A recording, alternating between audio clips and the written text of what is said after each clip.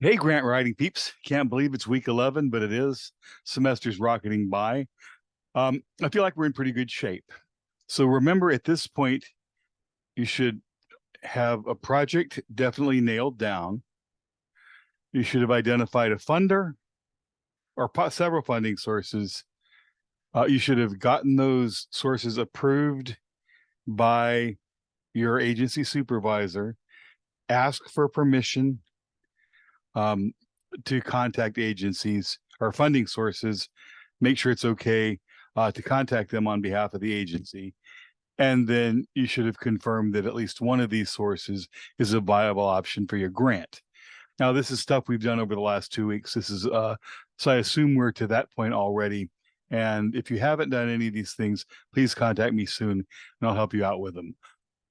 In terms of what we've written, you should have a description of the need. What is the problem in the community that your agency addresses? And you should have a project description, what you're doing. They're not the same thing. It's easy when you're talking about the need to argue your program or your project. Yes, we need spay and neuters. Well, okay, that's just an example. Why do we need a spay and neuter program? Well, there are lots of homeless animals. Really? How can we prove that? Do we have data? Do we have documentation, either locally, either from the state or from the American Society for the Prevention of Cruelty for Animals? In other words, some data that proves a problem exists so that then there is need for this program, which is perhaps the spay and neuter program. This is just one example. So description of the community need that requires the existence of the program and the project description. We should have those things pretty well nailed down in writing. I'm looking at the drafts that you all submitted, and I will get you feedback very quickly on those as well. So again, remember the logic of grant writing. You've got a problem, you got essentially a solution or program that addresses the problem.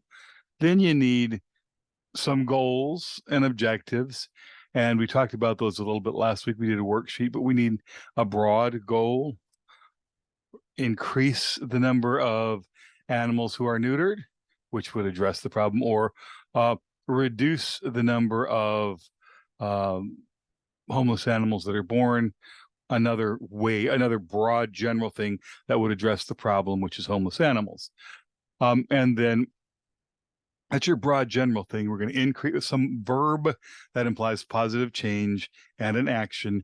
And then your objectives are smart. Remember, specific, measurable, attainable, realistic, and time bound.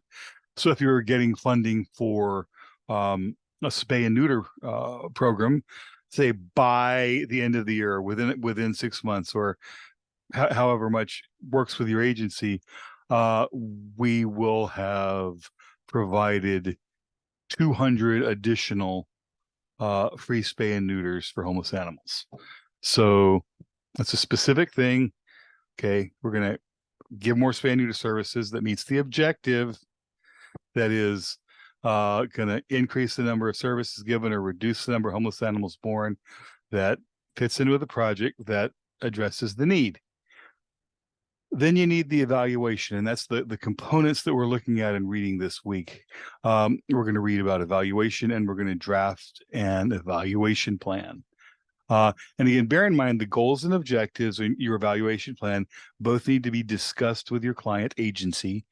If they're small nonprofits, they may not have thought to think that way. And if that's okay, help them think that way.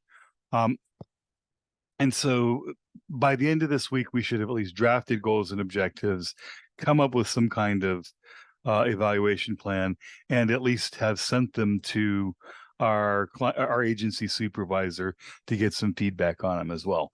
So we're going to be working on, we remember goals and objectives are going to be drafted on Tuesday. Evaluation, and you're going to read about evaluation. Evaluations are going to be drafted by Friday. And so by Friday, and there's a very specific set of assignments that I want you to give, in addition to drafting your evaluation, I want you to give me a progress check. And again, I've asked for very specific things in the Friday writing just to see how you're doing. I feel like we're on pace.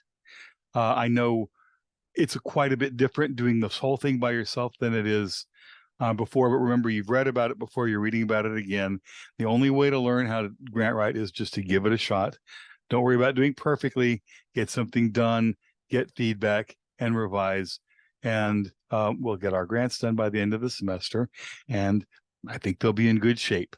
So stay the course, keep the faith. And as always, if you have any questions, let me know.